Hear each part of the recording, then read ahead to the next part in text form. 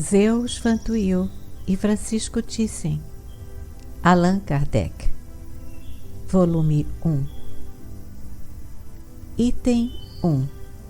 Nascimento, progenitores. Hippolyte Léon Denisard Rivail, mundialmente conhecido pelo pseudônimo Allan Kardec, nasceu na cidade de Lyon, França, às 19 horas do dia 3 de outubro de 1804, ou seja, no dia 11 do vindemiário do ano 13 do calendário republicano, conforme assinala o registro civil.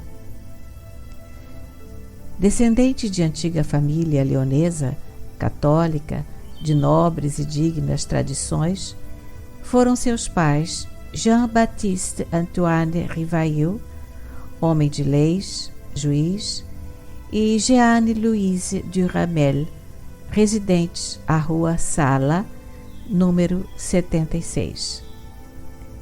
Anna Blackwell descreve a senhora Duramel como uma mulher notavelmente bela, prendada, elegante e afável, a quem o filho devotava profundo afeto.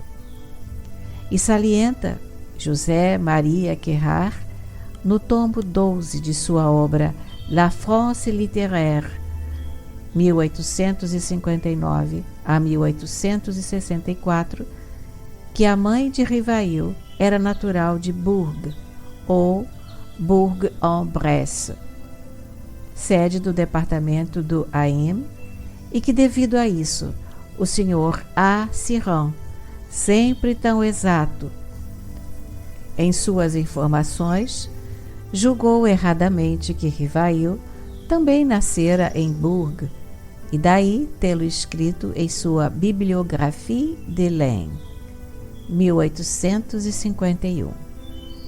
Abre notas de rodapé. Nota 1. Leia-se Kardec e seu nome civil, no apêndice deste volume. Nota 2. Para dirimir qualquer dúvida, leia-se o artigo Quando Nasceu Kardec, no apêndice deste volume. Nota 3. Segundo Henri Sauce, Biographie d'Allan Kardec, 4ª edição, Paris, Edition Jean Meyer, 1927. A casa em que Allan Kardec veio à luz desapareceu quando, de 1840 a 1852, se fez o alargamento e alinhamento da Rua Sala, após as inundações de 1840. Nota 4. Apud. Translator's Preface. In the Spirit's Book, by Allan Kardec, translated from the 120,000 by Anna Blackwell, Boston, Colby and Rich, 1875, London, Trubner and Company, 1875. Conforme o assinalam os registros de batismo da paróquia de Saint-Denis-en-Bresse, Rivail foi batizado pelo padre Barthe a 15 de junho de 1805, na igreja Saint-Denis de la Croix-Rousse, que na época não fazia parte de Lyon, mas se achava sob a jurisdição da diocese leonesa. Seus padrinhos foram Pierre-Louis Perron e Suzanne Gabrielle Marie Verdier, domiciliados na mesma cidade onde nascera a mãe de Rivail. O futuro codificador do Espiritismo recebeu um nome querido e respeitado que remonta ao século XV e todo um passado de virtudes, de honra e de integridade. Grande número de seus antepassados se tinham distinguido na advocacia, na magistratura e até mesmo no trato dos problemas educacionais. Bem cedo, o menino se revelou altamente inteligente e perspicaz observador, sempre compenetrado de seus deveres e responsabilidades denotando franca inclinação para as ciências e para os assuntos filosóficos. Item 2. Formação escolar de Rivail. A reputação mundial do Instituto de Yverdon. Conforme nos conta Henri Sauce, Rivail realizou seus primeiros estudos em Lyon, sua cidade natal, sendo educado dentro de severos princípios de honradez e retidão moral. É de se presumir que a influência paterna e materna tenha sido das mais benéficas na sua infância, constituindo-se em fonte de nobres sentimentos. Com a idade de 10 anos, seus pais o enviam a Yverdon ou Yverdun, cidade suíça do cantão de Vaud, situada na extremidade do lago Neuchâtel e na foz do Thiel, a fim de completar e enriquecer sua bagagem escolar no célebre Instituto de Educação ali instalado, em 1805, pelo professor filantropo João Henrique Pestalozzi, cujo apostolado pedagógico já se revelara em Neuhof, Stains e Berthaud. O Instituto de Yverdon, que funcionava no castelo construído em 1135 pelo Duque de Sarre-Jean, seria durante 4 lustros a Belém da Natividade escolar. Reis magos e bons pastores de Seca e Meca acorrerem ao presépio, a louvarem o Verbo encarnado na obra do profeta. Abre notas de rodapé. Nota 5. Antiga residência dos bailios berneses, tornada propriedade do cantão de Vaud, havia sido vendida em 1804 à cidade de Yverdon, com a condição de que Pestalozzi aí gozasse gratuitamente durante a sua vida de um local para o seu Instituto de Educação. A pour Roger de Guimp, Histoire de Pestalozzi. Nota 6. Sousa Costa, da Academia das Ciências de Lisboa. Pestalozzi, o mestre-escola. Academia das Ciências de Lisboa, separata das Memórias. Classe de Letras, tomo 5, Lisboa, 1948. Frequentado todos os anos por grande número de estrangeiros, citado, descrito, imitado, era numa palavra a escola modelo da Europa. Os sábios naturalistas Humboldt, Geoffroy, Saint-Hilaire, F. Cuvier, o cientista Biot, o marquês de Drobezet, o barão de Gerandot, o conde de Lasteyrie, o filósofo Maine de Bérain, o duque de Broglie, o marechal Sebastiani, o ilustre pedagogo padre Grégoire Girard, a famosa escritora Madame de Staël, o barão de Wangenheim, a grã-duquesa de Oldenburg, então rainha de Württemberg, o príncipe de Esterházy, a princesa de Lipdetmol, Lord Brougham, Lord de Vesey, o célebre reformador socialista Robert Owen, foram algumas apenas das altas personalidades políticas, científicas, literárias e filantrópicas que voltaram maravilhadas de suas visitas ao Instituto. Louvaram o criador dessa obra revolucionária e por ela também se interessaram Goethe, o rei da Prússia Frederico Guilherme III e sua esposa Luísa, o czar da Rússia Alexandre I, o rei Carlos IV da Espanha, os reis da Baviera e de Württemberg, o imperador da Áustria, a futura imperatriz do Brasil, Dona Leopoldina de Áustria, e muitos outros expoentes da nobreza europeia e do mundo cultural. O grande pensador e filósofo alemão Johann Fichte, que igualmente conheceu o Instituto, declarou dos seus célebres discursos à nação alemã, pronunciados no inverno de 1807 a 1808, que a reforma da educação devia tomar por ponto de partida o método de ensino de Pestalozzi, e acrescentava: do Instituto de Pestalozzi espero a salvação da Alemanha. Em Yverdon, o notável educador suíço reuniu em torno de si da obra, objeto de tantas esperanças, conceituados professores vindos de várias partes, sendo que alguns deles tinham sido anteriormente seus alunos. Partilhando do entusiasmo do venerável mestre e devotados à causa sagrada do ensino, são mais citados pelos biógrafos os nomes de Hermann Kruse, Tobler, Buss, Niederer, João Ramsauer, von Muralt, José Schmid, Barrault, Blockmann, Hoffmann, Opf, Boniface, Konrad Naff, Mieg, Steiner e muitos outros.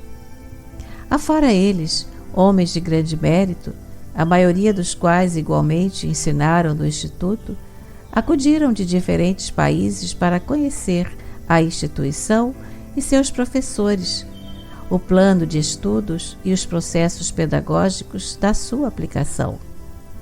Entre essas ilustres figuras que absorveram o novo método de educação e posteriormente o disseminaram em suas terras natais, destacam-se o grande pedagogo Froebel, vulgarizador dos famosos jardins de infância, que o tornaram célebre no mundo inteiro; o sábio professor Karl Ritter, um dos fundadores da geografia científica moderna e que lecionou esta matéria em Yverdon; a amiga de Beethoven, Teresa de Brunswick, divulgadora de Pestalozzi na Hungria; Karl von Raumer, que escreveu mais tarde a curiosa e sábia História da Pedagogia; von Torck, filantropo e pedagogo de nobre família alemã, que renunciou a honroso lugar na magistratura de Oldenburg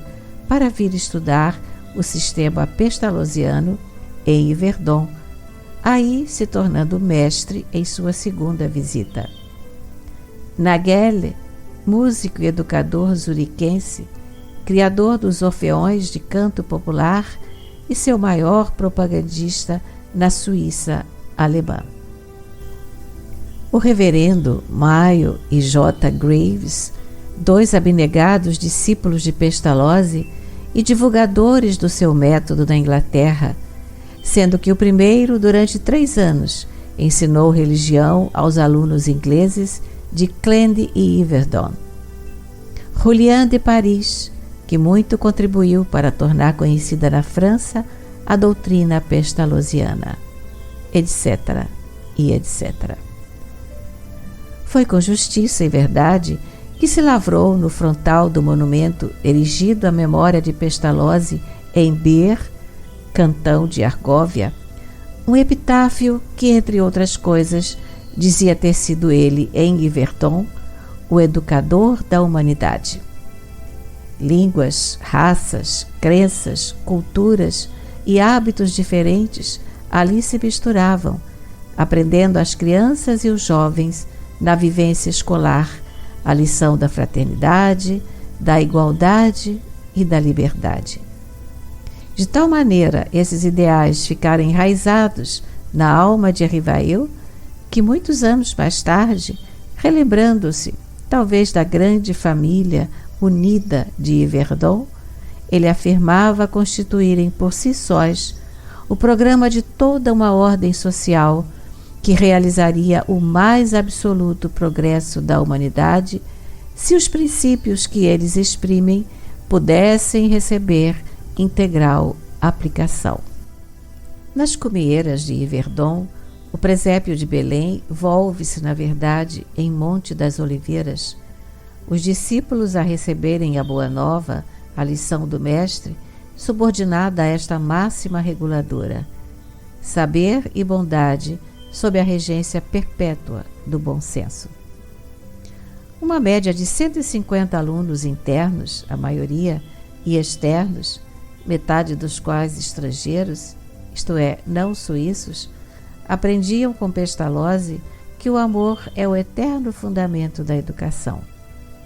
Cedo, a reputação do Instituto se estendeu tão longe que atraiu para ali até mesmo jovens do Brasil e dos Estados Unidos da América. Com altos e baixos, o número de estudantes diminuiria bastante nos últimos anos do Instituto. Das crianças internas, cujos pais tinham recursos, cobrava-se uma pensão anual, cerca de 720 francos em 1812, e que compreendia a alimentação, a lavagem de roupa, a instrução, a compra de cadernos e dos primeiros livros elementares. Os pais deviam fornecer cama e enxoval completo e pagavam ainda por atividades e serviços extraordinários quando solicitados por eles mesmos. Item 3. As atividades no Instituto. Aluno de Pestalozzi de 1808 a 1817, Roger de Guimp deixou traçadas em longa tirada algumas de suas lembranças, que mostram o ambiente saudável em que Rivail viveu por muitos anos. Os alunos gozavam de grande liberdade. As portas do castelo permaneciam abertas o dia todo e sem porteiros. Podia-se sair e entrar a qualquer hora, como em toda casa de uma família simples, e as crianças quase não se prevaleciam disso.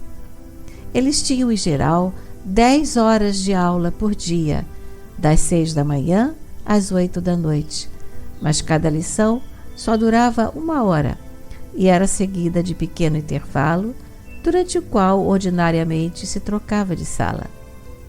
Por outro lado, algumas dessas lições consistiam em ginástica ou em trabalhos manuais, como cartonagem e jardinagem. A última hora da jornada escolar, das 7 às 8 da noite, era dedicada ao trabalho livre. As crianças diziam «On travaille pour soi», e elas podiam, a seu bel prazer, ocupar-se de desenho ou de geografia, escrever a seus pais ou pôr em dia seus deveres. Os mestres mais jovens, que em sua maioria tinham sido alunos em Bergdorf, eram encarregados da vigilância durante todo o tempo em que não havia lições. Eles pernoitavam nos dormitórios, tomavam parte das recreações dos alunos com o mesmo prazer que estes. Acompanhavam-nos ao jardim, ao banho, ao passeio, sendo muito estimados. Eram os únicos professores que os alunos tuteavam. Divididos em grupos, cada grupo desempenhava suas funções de 3 em 3 dias, pois que essa vigilância os ocupava de manhã à noite. 3 vezes por semana, os mestres davam conta a Pestalozzi da conduta e do trabalho dos alunos. Estes, 5 a 6 de cada vez, eram chamados à presença do velho para receber suas admoestações e exortações. Pestalozzi os levava então, um após outro, a um canto do seu gabinete de trabalho e com eles conversava em surdina. Perguntava se tinham algo para lhe dizer, para lhe pedir. Procurava assim ganhar-lhes a confiança, a fim de sondar se eles se sentiam bem, o que lhes agradava ou desagradava. Todos os domingos, numa assembleia geral, passava-se em revista o trabalho da semana. Roger de Guimp discorreu ainda sobre a natação no lago Neuchâtel, as margens do qual descem as encostas do Jura, cobertas de vinhedos, sobre as caminhadas pelo vasto jardim, contíguo ao castelo, sobre a obrigatoriedade de exercícios militares para os alunos maiores, sobre o ensino facultativo da dança e da esgrima, sobre as ascensões às montanhas próximas, sobre a patinagem durante o inverno, sobre as festas principais do ano, inclusive a de aniversário de Pestalozzi, sobre as grandes excursões às florestas da vizinhança, a fim de realizarem estudos e colherem plantas, sobre as representações teatrais, geralmente baseadas nos feitos heróicos da história suíça da Idade Média, sobre os jogos e diversões várias, sobre a importância que Pestalozzi dava ao canto. Cantava-se nos intervalos das lições, nos recreios, nos passeios. A música e o canto adquiriram ali, em 1816 e 1817, grande impulso com o notável compositor suíço Xaver Schindler von Wartersinn. Todas essas atividades e muitas outras, aqui não mencionadas, explicam a razão do renome mundial de que gozava o Instituto de Yverdon. Não havia castigos nem recompensas. Pestalozzi não queria a emulação nem o medo. Só admitia a disciplina do dever, ou melhor, a da afeição, do amor. Nas admoestações que fazia, sempre indiretas, punha tanta bondade e compreensão em suas palavras, que não raro os alunos se retiravam com lágrimas nos olhos de sincero arrependimento. Além de receberem excelente preparo físico, intelectual e moral, os escolares eram igualmente educados para a vida em sociedade, de modo a poder enfrentar o mundo em qualquer situação ou circunstância. Marc-Antoine Julian, de Paris, na segunda edição, Paris, 1842, de seu volumoso livro Exposé de la méthode d'éducation de Pestalozzi, faz, a páginas 487 a 497, extenso relato do dia a dia do Instituto, entrando em pormenores realmente interessantes e curiosos, não revelados pelos demais divulgadores da obra pestalozziana. Ele assinala ainda que não havia férias anuais, embora os pais tivessem liberdade, durante um dos meses do outono, de terem juntos deles os filhos, sem que com isso ficasse interrompido o curso dos estudos no Instituto.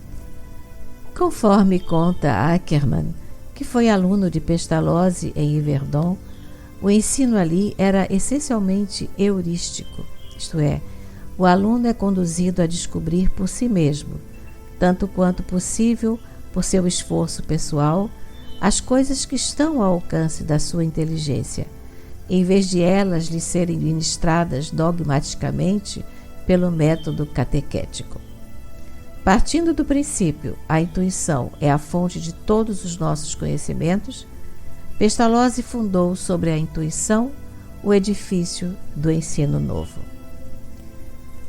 A história, a literatura, todos os ramos dos conhecimentos humanos eram ensinados em Yverdon pelos homens mais notáveis, escreveu Augustin Cauchamp, que fora aluno do estabelecimento em questão. Pierre Philibert Pompée arrola em várias passagens de sua obra biográfica muitas das matérias que os alunos aprendiam, mas é Julian de Paris que apresenta a lista bem completa, e nele nos apoiamos para acrescentar aos que já foram aqui citados mais estes conhecimentos lecionados no Instituto. Noções gerais, porém exatas, de mineralogia, de botânica, de zoologia e de anatomia comparada. Um curso abreviado de História Natural.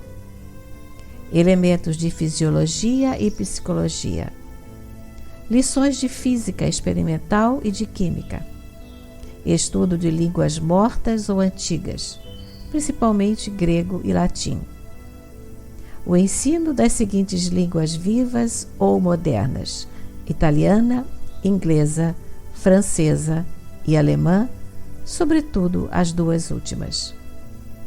O estudo geral das matemáticas, dividido em 4 seções: cálculo teórico e prático e aritmética superior, álgebra ou aritmética literal e universal, geometria e trigonometria, mecânica com noções de astronomia e geografia matemática.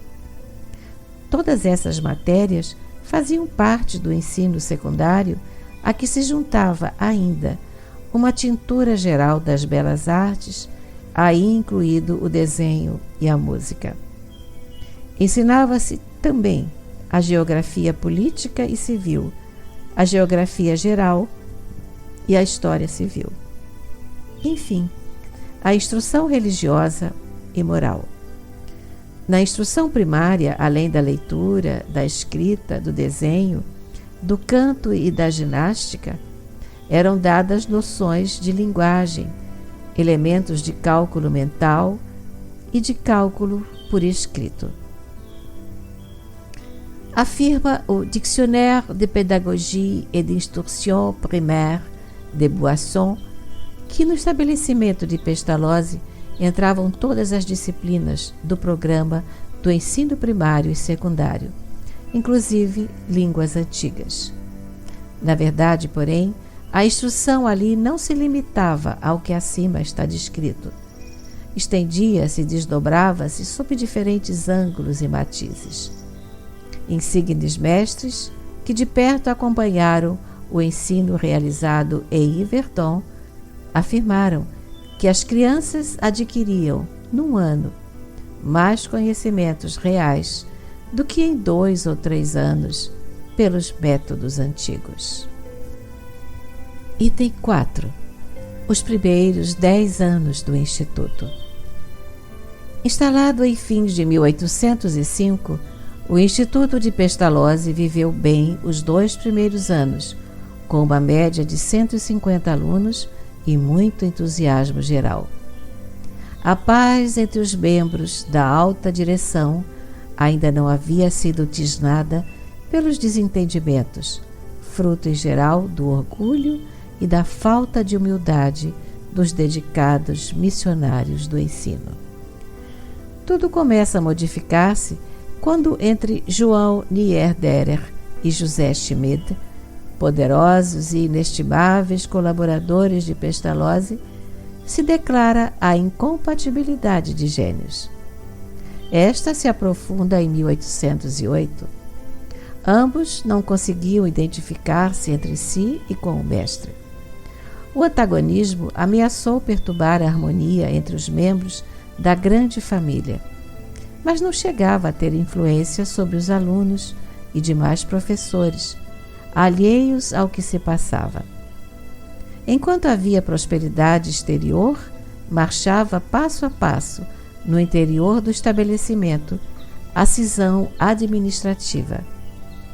Era de 165 o número de alunos em 1809, sendo 87 estrangeiros. Agrava-se a situação em 1810. Schmid retira-se do Instituto por não ver satisfeitas suas ideias de reformar o ensino que ali se praticava. Em 1811, Pestalozzi via-se privado do concurso de outros bons e antigos colaboradores, além de vários mestres menos notáveis. Muitos deles foram fundar, noutras cidades, escolas em que era usado o método pestalozziano. Todavia, novos mestres vieram preencher os claros, como Ramsauer, Gold, Weilemann, Baumgartner, Leuzinger, Schacht, Blockmann, Ackermann, Lerman. Desde a saída de Schmid era Ramsauer, o braço direito de Pestalozzi na prática do ensino, como o Diederer o era para a exposição de princípios. Novas matérias entram no currículo escolar como química, grego e latim. Com altos e baixos, o Instituto vai caminhando e, quando tudo parecia normalizar-se, a posição econômica do estabelecimento se torna crítica em 1813. Os alunos mestres que tinham terminado seu tempo de estudo voltavam às suas terras. Eram os chamados alunos mestres, jovens professores que os governos de nações próximas enviavam a Yverdon desde 1809 para aprenderem como alunos o método pestalozziano e o introduzirem ao seu regresso nas escolas de suas respectivas pátrias. Acontecia agora o inesperado. O número deles, que às vezes chegava a 40 ou mais, diminuíra sensivelmente, porque os governos não procediam à remessa de novos contingentes. Na primavera de 1813, a convocação às armas em apelo feita ao povo alemão contra o jugo napoleônico fez que o restante dos mestres e alunos adultos de nacionalidade alemã deixassem o Instituto. Perduraria em 1814 esse mesmo estado de coisas.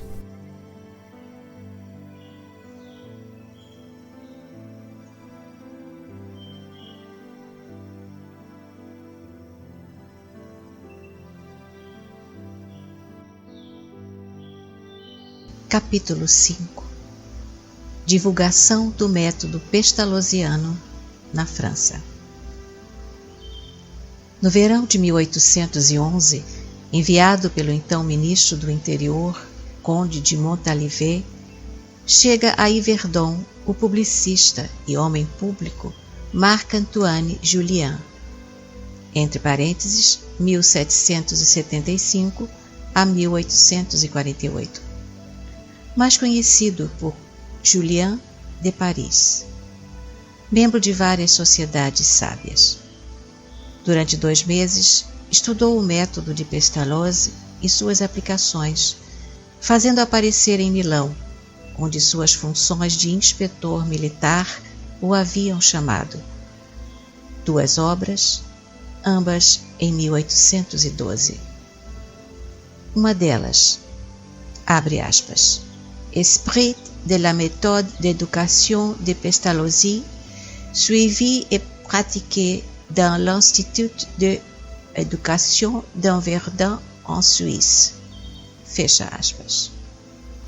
Impressa em 2 volumes, era com o trabalho de Daniel Alexandre Chavannes, abre parênteses, Exposé de la méthode élémentaire de H. Pestalozzi, suivi d'une notice sur les travaux de cet homme célèbre, son institut et ses principaux collaborateurs.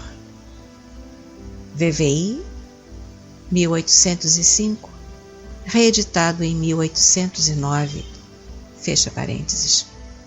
Mais uma publicação em francês, que permitia um julgamento consciencioso do método e seu autor, tendo a 2ª edição surgido em 1842, com o título ligeiramente alterado, já referido páginas atrás. A edição príncipe dessa última obra fez sensação na França, afirma P. Pompée, muito contribuindo para divulgar o lar escola de Pestalozzi, numa época em que o regime educativo ali se concentrava para a juventude nos liceus quase militares do Primeiro Império e para as crianças nos rigorosos estabelecimentos de ensino do Instituto dos Irmãos das Escolas Cristãs, cuja origem se deve a João Batista de La Salle e que ainda em 1810 admitiam a pedoplegia, ou seja, punições corporais nos alunos do curso primário. consagrando sua vida a escrever obras pedagógicas impregnadas de moral evangélica, várias delas coroadas pela Academia Francesa. A talentosa escritora Madame Elisabeth Guizot, entre parênteses, 1773 a 1827, esposa de Francisco Guizot, mais tarde ilustre homem de Estado e historiador, leu as obras de Julian, acima referidas, e, encantada, estampou em 1813 nos, abre aspas, Annales de l'Éducation, fecha aspas, volume 5, uma das primeiras e mais notáveis publicações periódicas da pedagogia francesa, alguns artigos em que salientava a excelência e as vantagens do método pestalozziano, o que veio concorrer ainda mais para sua maior divulgação entre os educadores franceses, tornando, por outro lado, mais bem conhecido o admirável trabalho pedagógico que se realizava no Instituto de Yverdon. Para aí convergiu, então, não pequeno número de distintas e influentes personalidades, várias das quais tiveram posteriormente seus nomes inscritos na história das tentativas feitas na França para propagar a instrução popular. O ensino primário e secundário nas cidades francesas, inclusive em Paris, era muito deficiente no começo do século XIX. Havia pequeno número de escolas entre públicas e privadas. No ano de 1815, Carnot, ministro do Interior dos 100 Dias, havia apresentado ao imperador um relatório em que destacava esta situação deplorável. Abre aspas. Há na França, dizia ele, 2 milhões de crianças que reclamam educação primária, e desses 2 milhões, umas a recebem muito imperfeita, enquanto as demais delas se acham completamente privadas. Fecha aspas. Basta dizer que na capital francesa, em 1817, apenas 14% das crianças entre 6 e 14 anos frequentavam as 132 escolas então ali existentes. Os professores eram, em geral, falhos de conhecimentos e mal remunerados. As matérias de ensino, por sua natureza e número, não correspondiam às reais necessidades. O método, entre vicioso e absurdo, não se apoiava em fundamentos pedagógicos. A disciplina escolar, ou severa demais, ou relaxadíssima, era estorvo ao desejado aproveitamento por parte dos alunos. As guerras e revoluções absorviam as minguadas verbas destinadas à instrução pública. Os governos haviam abandonado quase que a iniciativa particular, em meio de muitas dificuldades, a honra de servir a grande causa da instrução popular. O Instituto de Yverdon ocupava-se em formar homens sãos e robustos, bons e virtuosos, dotados dos conhecimentos essenciais às relações humanas.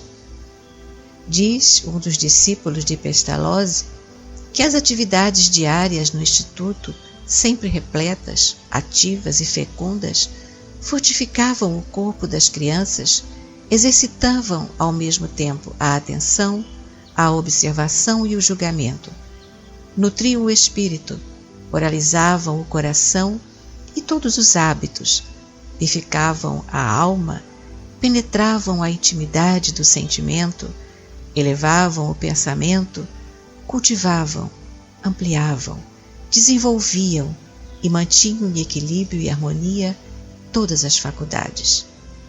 Tudo isso era conseguido dentro de uma plena liberdade, sob uma dependência personificada pela razão e pela bondade. O professor limitava-se a seguir e a secundar o aluno em seu autodesenvolvimento, sem forçar-lhe a natureza própria. De certo modo, Mais do que à instrução, dava-se maior atenção ao desenvolvimento das faculdades do espírito. Informando-se do notável programa educacional que se levava a efeito em Yverdon, muitas famílias francesas que almejavam para os filhos uma educação mais completa e aprimorada passaram a enviá-los ao Instituto de Pestalozzi. Em pouco tempo, já havia quase tanto de alunos franceses quanto de alemães, levando a direção do Instituto a necessitar de mais professores que soubessem a língua francesa, pois frequentemente um mesmo mestre era obrigado a dar suas explicações nos dois idiomas.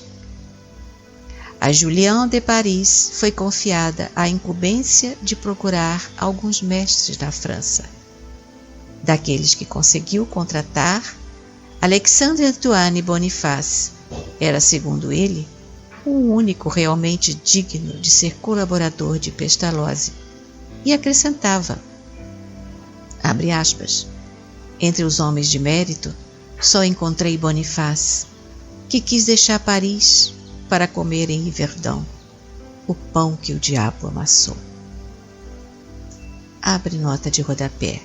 Roger de Guimp. Citação à página 383. Fecha a nota de rodapé.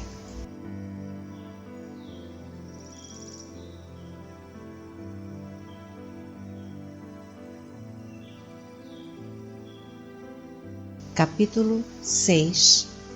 Mestre e protetor de Rivail. Mas quem era Alexandre Boniface? É bom conhecermos algo de sua vida, pois foi elogiosamente citado por Rivail numa de suas obras. Nascido em Paris em 1790, segundo a maioria dos biógrafos, ou em 1785, segundo outros mais antigos, foi aluno do célebre gramático François Urbain Domergue, tornando-se bem jovem ainda excelente professor, entre parênteses, instituteur, gramático e escritor pedagógico.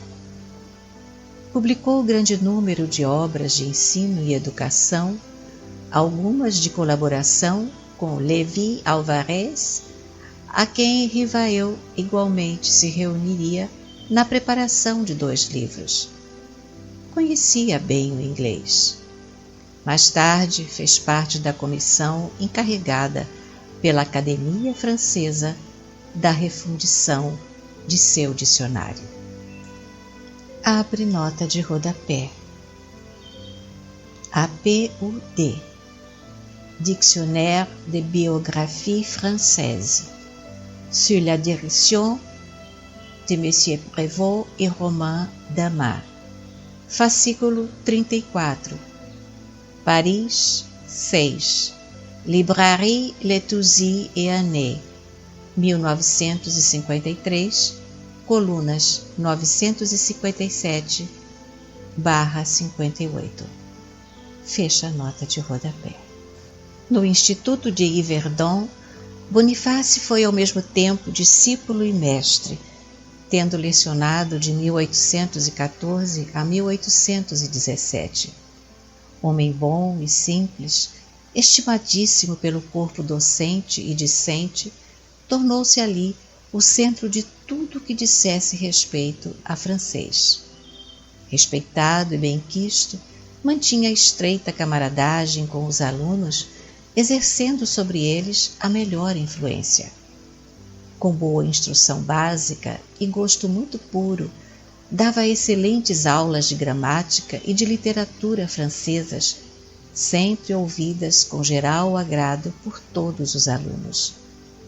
Admirado pelo seu talento, Julian de Paris refere-se elogiosamente a ele no Journal d'Éducation de 1817. De volta a Paris, o professor Boniface preparou durante 5 anos os materiais necessários à fundação de uma escola baseada nos princípios pestalozzianos, mas com as modificações apropriadas ao ensino na França.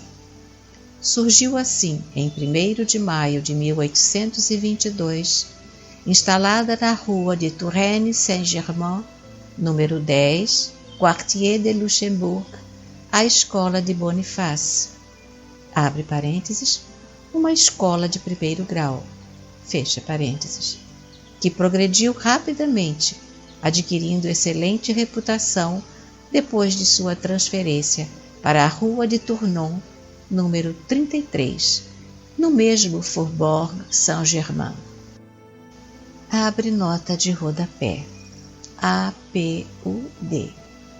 Dictionnaire de Pédagogie et d'Instruction Primaire. Publicado sob a direção de F. Boisson, agregado da Universidade, inspetor-geral do ensino primário, com o concurso de grande número de colaboradores. Primeira parte, tomo 1º, Paris, Librairie Hachette et Compagnie, 1822, páginas 264, conforme P.P. Pompée, OB Cite, páginas 195, 391. A. Cauchamp, OB Cite, página 77, e outros autores. Ele a dirigiu até 1841, ano de seu decesso. Segundo o laureado instituteur Auguste Danquet, Boniface, abre aspas, foi um dos que mais contribuíram para melhorar o ensino primário entre os franceses, fecha aspas. Alexandre Boniface protegeu a infância de Denisard Rivail, tendo sido um dos seus primeiros mestres. Abre nota de rodapé.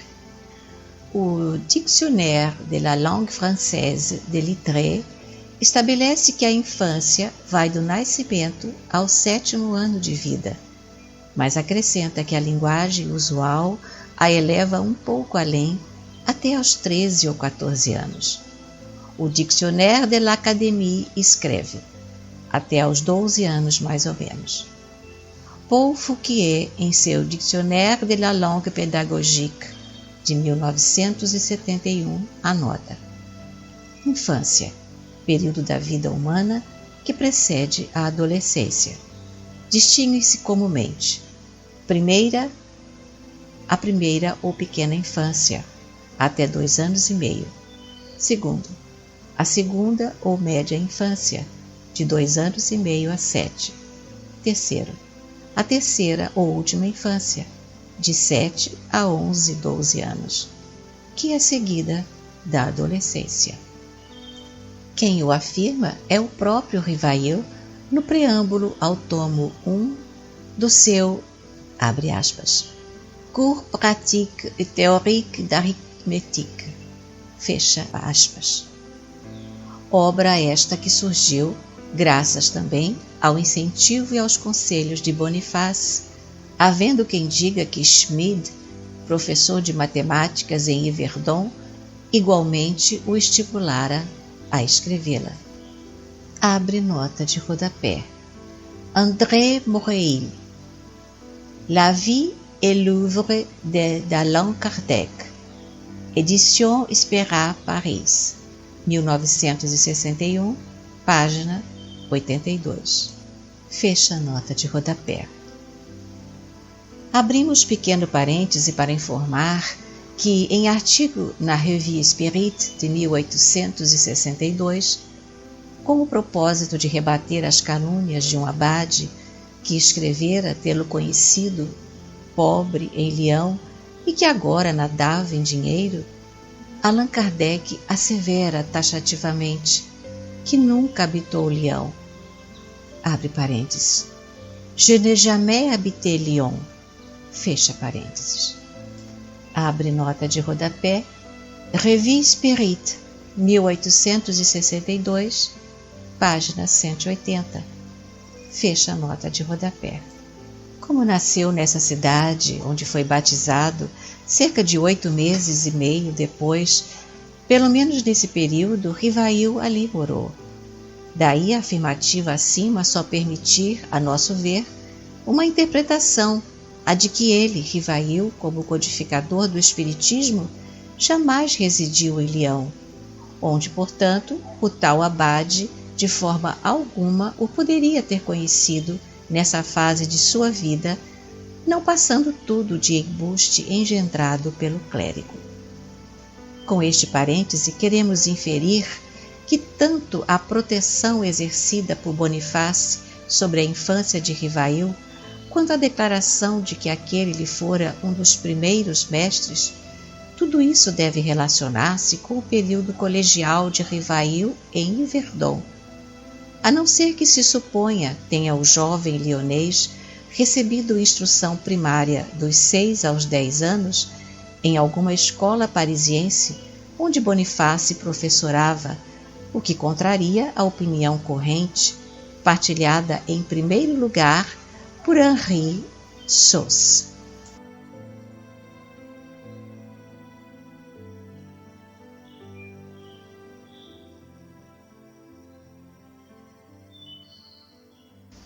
Capítulo 7.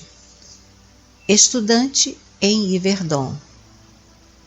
Rivail teria ingressado no Instituto de Pestalozzi ainda com a idade de 10 anos, provavelmente depois da queda definitiva de Napoleão I em 1815, hipótese mais admitida, inclusive por A. Moreau. Alguns fatos importantes tinham, por essa época, atraído a atenção de novas famílias francesas para a obra pestalozziana e, em especial, para o que de relevante havia muito se realizava em Yverdon em prol da educação.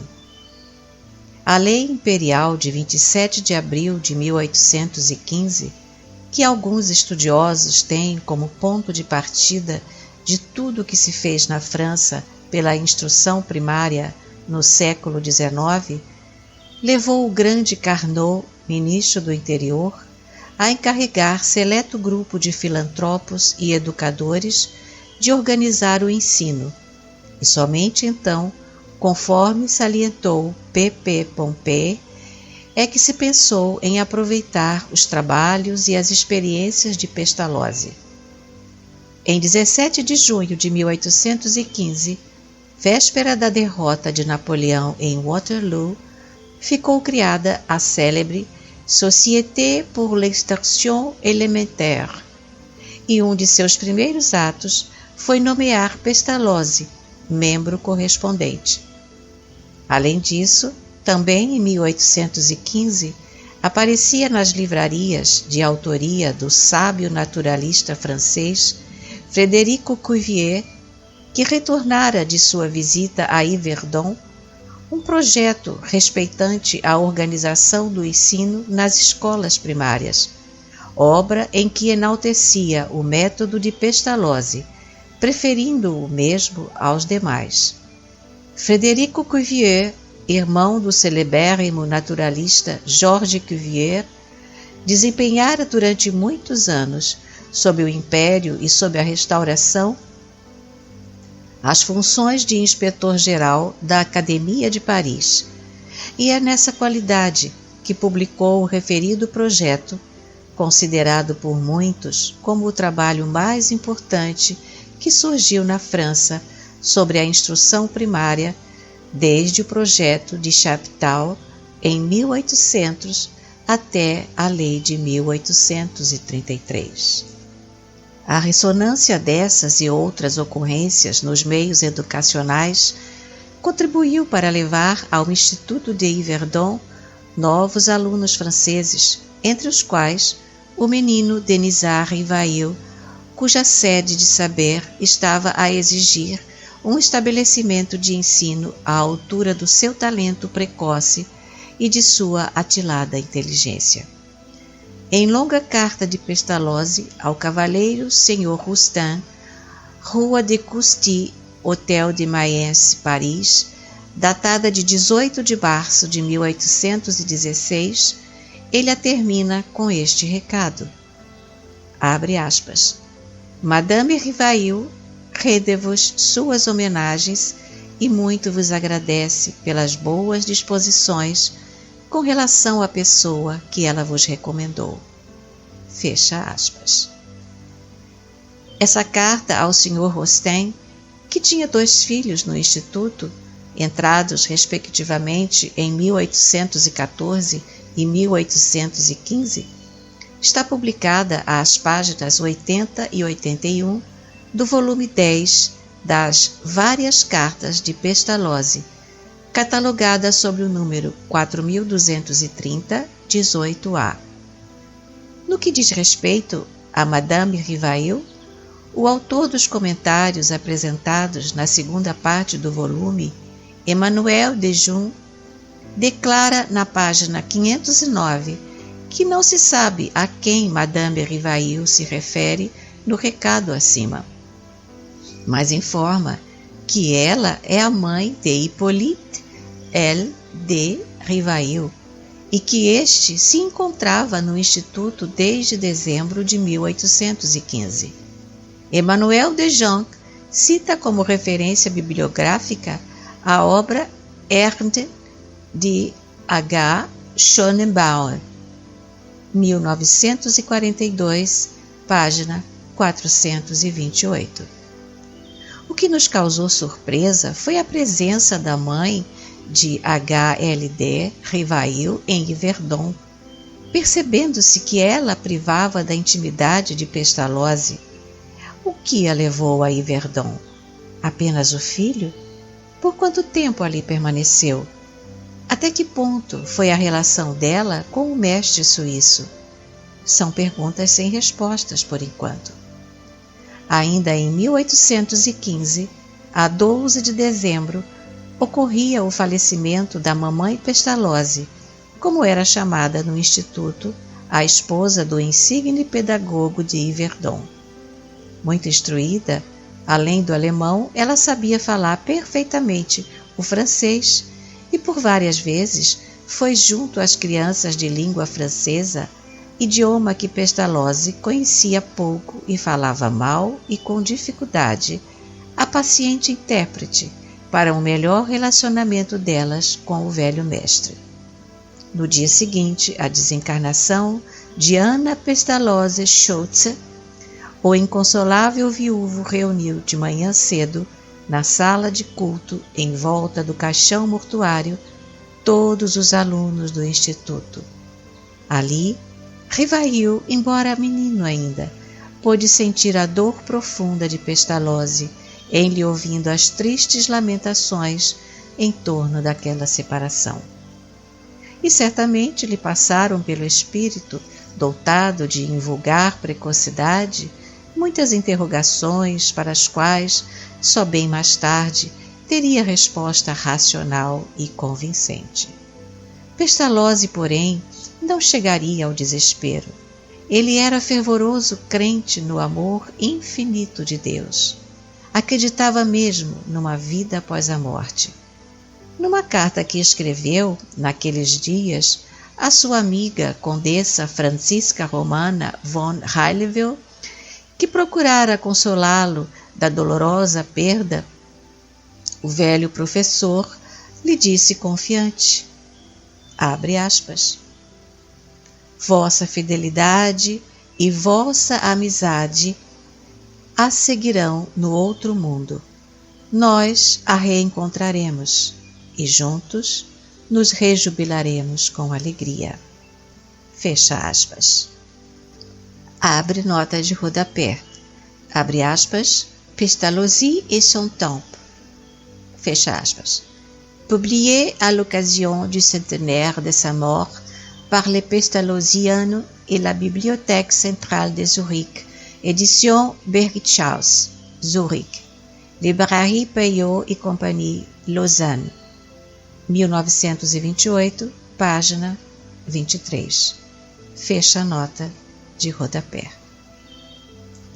No período em que estudou no castelo de Yverdon, Rivail conviveu fraternalmente com estudantes de diferentes nações e idades, e entre os que conseguimos colher da mesma faixa etária estão os nomes de Roger de Guimp, João José Guinchard, Auguste Perdonnet, Henrique de Sarreville, Frederico Auric, João Maria Beauchaton, Adolphe Julian, alguns dos quais vieram a ser excelentes professores e dedicados divulgadores do ensino pestalozziano. O jovem escolar leonês, ao qual os destinos reservariam sublime missão, logo se revelou um dos discípulos mais fervorosos do insigne pedagogista suíço, já dobrado sob 70 anos de lutas, realizações e decepções. Dotado da avidez de saber e de agudo espírito observador, adquiriu desde cedo o hábito da investigação. Seu interesse, por exemplo, pela botânica, levava-o por vezes, conforme assinalou Anna Blackwell, a passar um dia inteiro nas montanhas próximas de Yverdon, com sacola às costas, à procura de espécimes para o seu herbário. Aliando a tudo isso, irresistível inclinação para o estudo dos complexos problemas do ensino, Rivail cativou a simpatia e a admiração do velho mestre, deste se tornando, anos mais tarde, eficiente colaborador. Os exemplos de beneficência e amor ao próximo, vividos por Pestalozzi, a quem os alunos chamavam Pai Pestalozzi, segundo a afirmação de Roger de Guimp, norteariam para sempre a existência do futuro codificador do Espiritismo. Aliás, até mesmo aquele bom senso que Flammarion aplicou a Kardec foi cultivado e avigorado com as lições recebidas no Instituto de Yverdon, onde também lhe desabrocharam as ideias que mais tarde o colocariam na classe dos homens progressistas e dos livros pensadores. Abre nota de rodapé. Abre aspas. Revue Spirit, Journal d'études psychologiques. Fecha aspas. Maio de 1869, página 130. Fecha nota de rodapé. Ali viveu Rivail, como bem disse André Morel, num pequeno universo humano que o marcou para sempre, e a figura do mestre veio a ser, para ele, a própria imagem do chefe que dirige e educa os homens. Percebemos então por que a vida de Allan Kardec, que se identifica com a fundação do espiritismo prático, não é compreensível sem a vida escolar de Denisard Hippolyte Léon Rivail.